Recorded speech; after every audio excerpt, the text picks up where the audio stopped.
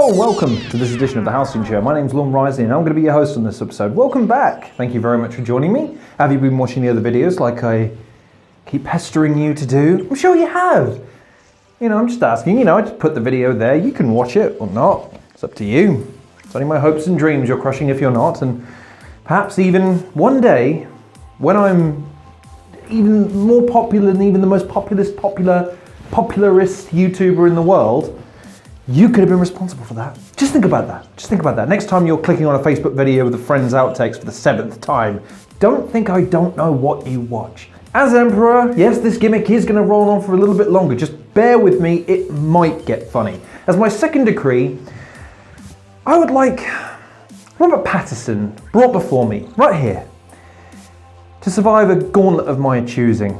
I actually have a game in mind to put him through at some stage or another, believe me or not. It's a terrible game. Actually worse than Fear in Hospital if you check that out. Also, by the way, if you haven't already checked out the top 5 dick moves in gaming, I suggest you go check that out along with all my stuff over at Defunct Games. Just a very quick plug at the beginning of the video because I really want you to go and check out those videos because I work really, really hard on them. And when you look into it. On this edition of the Halcyon Show, I want to talk about another indie game, Pulsor. And this is where we hit my famous notes. Title, Pulsor. Well, you knew that, duh. The genre, action casual indie, the developer RR Productions, actually a gentleman by the name of Dylan Robertson, who I liaise with, who we'll be talking about in just a moment.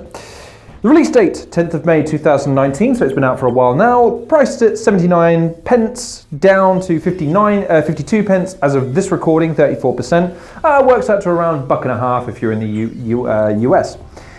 This is a good little game. I actually really enjoyed it. However, I must preface, not at first. It took me a little while to get into this game. Basically, the idea, the premise, the lowdown, the hibbity-jibbity, if you will, wow, is that it's kind of like a Galaga it's kind of an amalgamation of a couple of different genres, spaceship, shooting projectiles, thing in the middle. Only the thing in the middle that you're firing at perpetually is the Pulsor. If I may refer to my notes here, Dylan Robertson, the developer, references the game's inspiration. The game's development was inspired by an event called a Pulsar, which is a neutron star that emits a beam of electromagnetic radiation from the center. He took this idea and imagined if a ship was to become stuck in the Pulsar's gravitational field so much that you'd be able to orbit around it perpetually. And that's the idea. You move around in a circle, and that's what threw me initially with this game. It has a very basic nature when you first play it. In fact, aside from the spacebar and the directional buttons, there really isn't a lot to do in this game, first off. Things come at you in different directions, and your idea is just to dodge them for as long as you can, earning a higher score as you go. Kinds of things that you're going to be dodging are asteroids, projectiles emanating from the Pulsar itself, large laser beams that move horizontally and vertically on the screen. Occasionally you'll get like this death beam that kind of rotates on the Pulsar's axis, and a myriad of other projectiles as well, albeit just larger asteroids, I guess. You'll also have other collectibles that emanate from the Pulsar, such as dollars, or bonus coins, gold coins, whatever they're called, and health bonuses. You start each level very simply with your health bar, and you also have a number of coins set aside and obviously your high score. Now, what threw me initially about this game is how to accumulate wealth. Then it's made a little bit clearer to you as you collect the coins because, they're gold and shiny, and who doesn't like gold and shiny stuff? And the health obviously as well just helps you boost up. Now, it is very slow to start this game. The best advice I could give you is to try and play this game while doing something else. Now, this isn't a good piece of advice to give to a game. If a game can't hold your attention 100%, not usually a good thing to point out. However, the reason I suggest this is simple. You don't need to necessarily concentrate 100% initially, at least. The game has a slow build to it. Initially, 1 or 2 projectiles, a couple of shots, and thing blows up. As you progress, however, obviously the projectiles get much bigger, the asteroids take more damage, they actually take more damage but actually yield less points for the projectiles coming through, you get multiple hit projectiles coming from the center, and obviously there's more of them on the screen. In fact, it can get quite frantic at times, and considering you can only rotate, and indeed you can only move up and down, it can become tricky initially at least. Once you get used to the range of controls, especially when you're going around the circle, and your initial reaction is maybe to change buttons because you want it to go back, but it's it throws you a little bit. But once you get used to it, it's actually a really straightforward game to play and a really easy one to master. Later on, as the projectiles become more and more frequent, and indeed the collectibles become more and more frequent, that's when the game becomes more fun, because that's when you can go into the upgrades. And this is something I really love about this game. It has a myriad of different upgradable options, stuff you can buy to make the gameplay experience a little bit easier, and indeed some, even if it is rudimental, customization options. Let's touch on that first of all. So you can change the colour of the ship, which doesn't seem all that complicated, I will grant you. However, you have a number of different ship types. The basic one you start with, all the way up to what is effectively the 5-star experience. You will unlock accomplishments as you go, so every ship you unlock is another accomplishment, which is a nice touch. It makes you feel like you're achieving things as you go. Each ship has a slightly different bonus, so it might have more health, more shots per moment ratio. For instance, you can just leave it shooting perpetually, which is what I did because I'm lazy. You can use the spacebar to shoot if you want to make it a bit more challenging, but effectively the ship is how quickly it can fire is designated by its hit ratio. The maximum one has, I think, has 5 of each, so 5 hit points and a 5 ratio, if you will.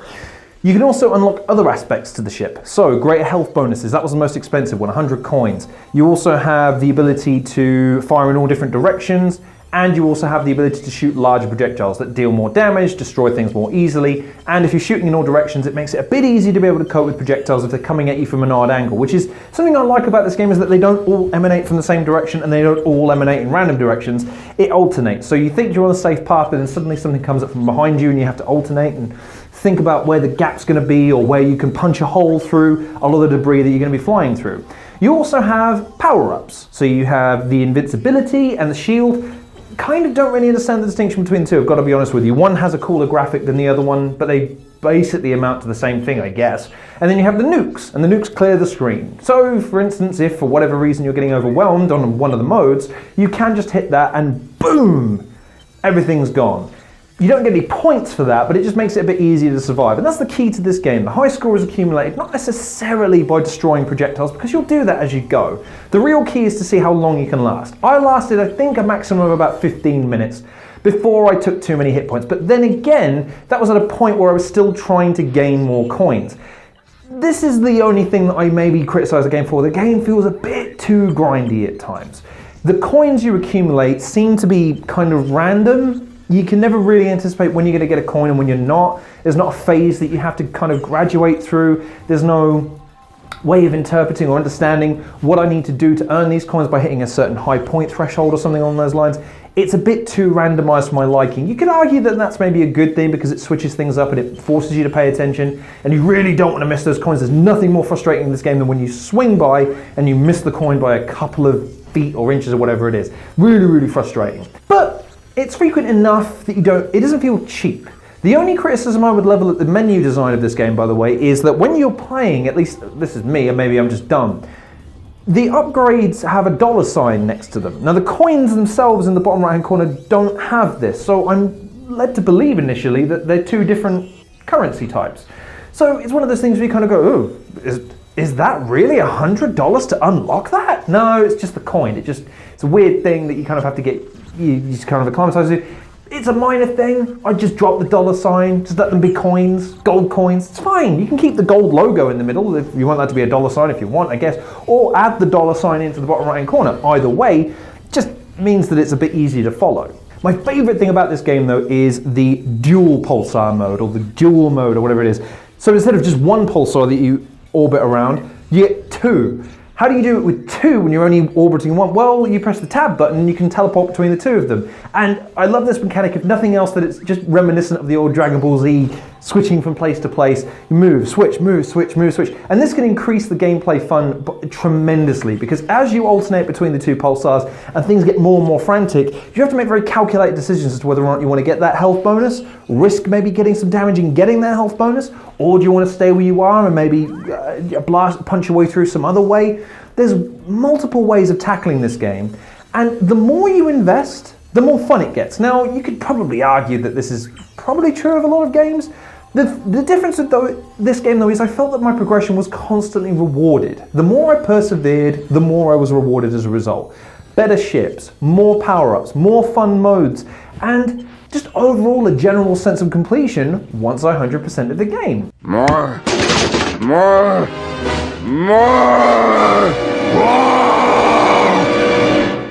Now, a couple of pieces of advice I would give you. Number one is do try and grind out that first half an hour while doing something else. I know it's a weird suggestion, but trust me, after you've unlocked the first 2 or 3 ships, and you've bought a few upgrades, and you've managed to get yourself a couple, not a lot. I wouldn't recommend burning tons of money on the power-ups you can buy for the game. I wouldn't recommend that. 1 or 2 though wouldn't be the worst idea, especially if you're running low on health, like you're down to 1 and your high score is kind of creeping up and you're nearly breaking your high score. That might be something to look into, but I wouldn't waste a ton of money on those. I would save all of your money for the upgrades on the ship, because once you get the ship, once you'll be able to fire in all 4 different directions, you'll unlock coins by the dozens, because it'll be so much easier to be able to blast through things and to accumulate the wealth that you need. Then once you've got the double pulsar mode, then this game becomes a real joy. Yay!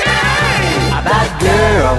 Because it's dynamic, it's fun, frantic, but not overwhelming. I never felt that this game was cheap. I never felt that the game was going to destroy me. I never felt that the game was just overwhelmingly hard for the sake of overwhelmingly hard, which is what a lot of these indie games tend to do. They tend to just crank up that difficulty level to the point where it's just, do you really expect me to complete this? Do you really expect me to complete this? No, of course you don't. Don't be stupid. A couple of things I want to touch on in terms of the overall presentation now.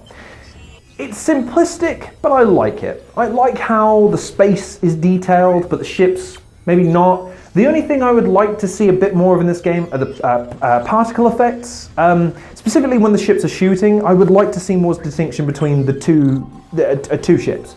Instead of what they do, which is just fire repeatedly the same kind of projectile, it would be nice, if at all possible, to have just a bit of variation in the graphics. Same with the way that the projectiles explode. The ones emanating from the pulsar, the asteroids, that would be nice. I would also like to be able to destroy the things moving the laser beams across the screen. I kept on thinking that if I could shoot the grey orbs that seem to be emanating the laser, that it would destroy it and take it out, but it never did. Maybe that's a limitation, or maybe it's just something the developer didn't think of. I don't know, I just think it would be nice to be able to destroy those. I also think that the game would benefit from some sort of stage system to kind of let you know that not only is the difficulty ramping up, but also give you that sense of just a little bit of a pat on the back that, hey, you survived to a certain point and we're really proud of you now. It give you the opportunity to give you a little bing and a little thing on the screen to say, well done you. You know, you want those kinds of things as a gamer, you know what I mean? But overall the presentation is simplistic, but smooth. It handles well too. The menus all function properly. The controls don't feel cheap. I'd always be reticent about using the tab button when you're playing games, because invariably you're going to tap it one too many times and it's going to tab you out of the game. Not too sure why developers continue insisting on using the tab button. Maybe there's something about the PC infrastructure that you need to use the tab button to do. Just map it to Q, man. It'd just be so much easier to be able to do that. Or the spacebar or anything else. Just not the tab button, for the love of God. Doesn't anyone notice this? I feel like I'm taking crazy pills! In terms of a story, no story here, but then again, it's not really that kind of game. It's more of an old school arcade style game where the high score is important, leading to another disappointment. No high score leaderboard. I encountered this on Power Gunner. I'm starting to think that this is going to be a rarity in the games that I'm going to play, purely because they thought to include it, and it did improve the game measurably in terms of its replay value to want to compete. This game really could have benefited from that, because now that I've completed the game 100%, there is literally no incentive for me to play anymore.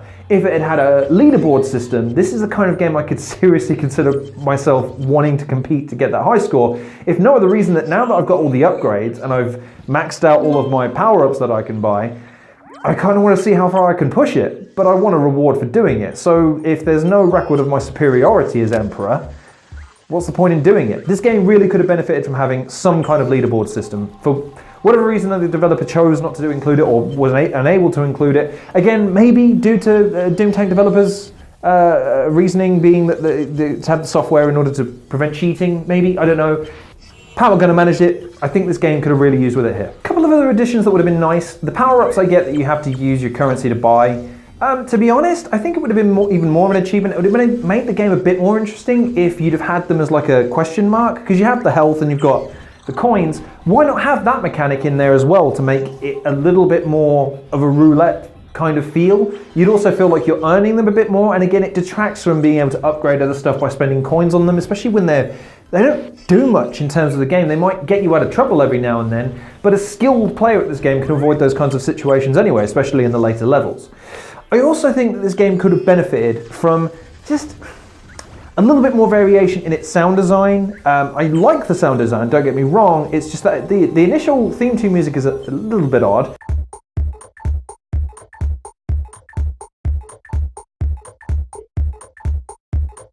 But those are really minor criticisms, because here's the thing that I take away from this game more than anything else. I really did want to complete it. Once you get past that initial stage where it's a bit grindy, this game rewards you persistently and continuously and in meaningful ways. Better ships, with more firepower, and the modes are really the thing that are going to sell me in this game. There's also an additional mode which I didn't find as fun, but maybe can present even more of a challenge to those really, really hardcore players of this game, where you have to loop the pulsar, and the more loops you get is the more points you get. So if you make it from one point to another all the way around, counts as one. My maximum was something like 17, but that's only because from the second it started, I just pressed that button and just went round, around, around, around, around, around, around, bang. Maybe more skilled players can manage into the hundreds. I can certainly see that it's possible. That's a very challenging mode, but I love the dual pulsar. It's just so much fun. Having the frantic nature of just the standard mode, but being able to zip between the two, collecting more power-ups as you go. Potentially this game is a really good time killer. Especially, like I say, if you've got that show that you're trying to binge watch, but you need a little bit of stimulation on the side, like me, because I'm one of these freaks that can't sit down and just watch TV anymore. I have to be playing something along with watching something.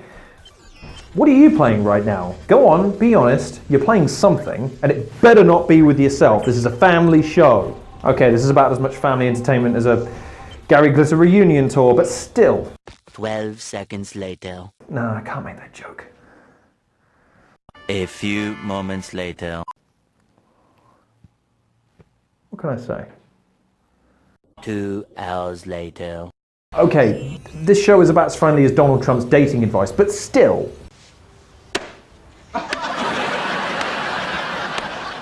It's got tons to unlock. It's not quite as dynamic as Power Gunner, but I would argue just as fun. It certainly takes less time to master. It's certainly a lot easier to pick up and play. It's probably more dynamic if you consider the options that are available to you versus Power Gunner in terms of the customization, the upgrades and all the rest of that. And just overall, it's a very solid game that, again, rewards you for being persistent. And I like that as a gamer. You can tell that a lot of thought has gone into the progression of this game. This developer has put a lot of time and effort into what appears to be his first game.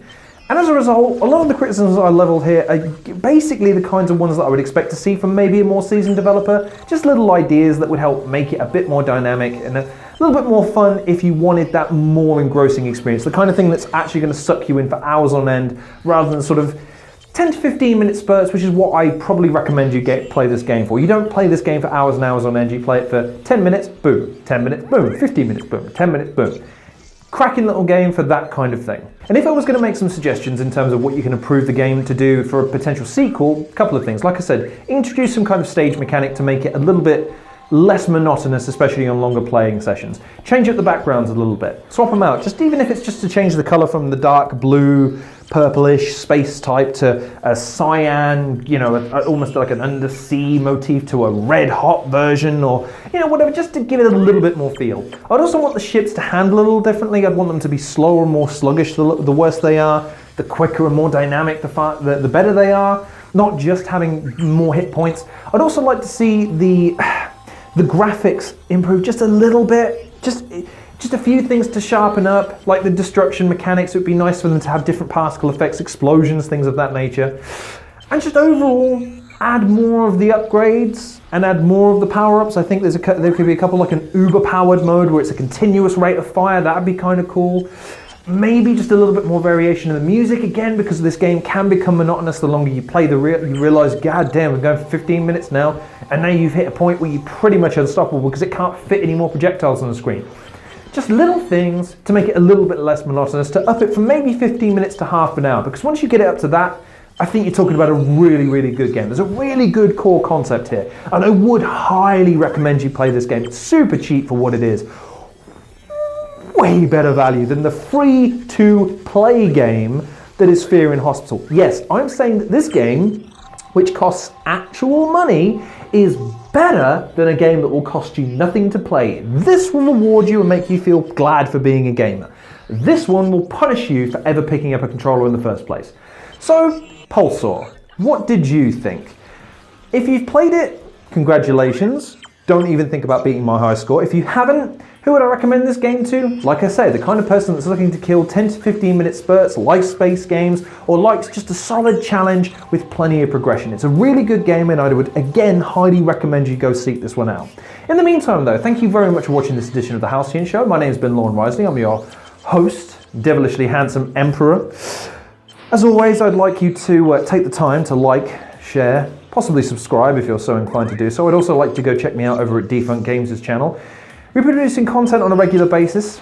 I'm trying my best not to be too amazing over there. I need to give you something to watch over here, of course. I mean, you might never meet me, for I am Emperor. But while you can never meet me, you can certainly see me every single week going forward. That's right, every single week I'm going to be posting a new video. It might not be an upload. Recently I posted another top 5 list. They're going to be smattering it as we go. I hope you enjoy those. They're a bit of a change of pace. I have a lot of time to write those, so hopefully they're a bit better quality in terms of my rambling like these videos are. But you're going to be getting fresh reviews. I'm working on 3 or 4 as we speak. I'm not going to say what they are because I'd like to keep it changing up as to what I'm going to release and when. But I hope you stay tuned for those. In the meantime, also go check out some of the other content creators in the description below. They could all use a watch and a like and subscribe. Tevya, GFY, Crow, a few others that I keep forgetting to mention, but please go check them out as well. In the meantime though, thank you very much once again for watching. My name's been Lorne Risley once again. Follow me on Twitter, @LorneRisley. I'm usually tweeting abuse at somebody. Take care of yourselves, and I'll see you guys in the next episode of The Halcyon Show.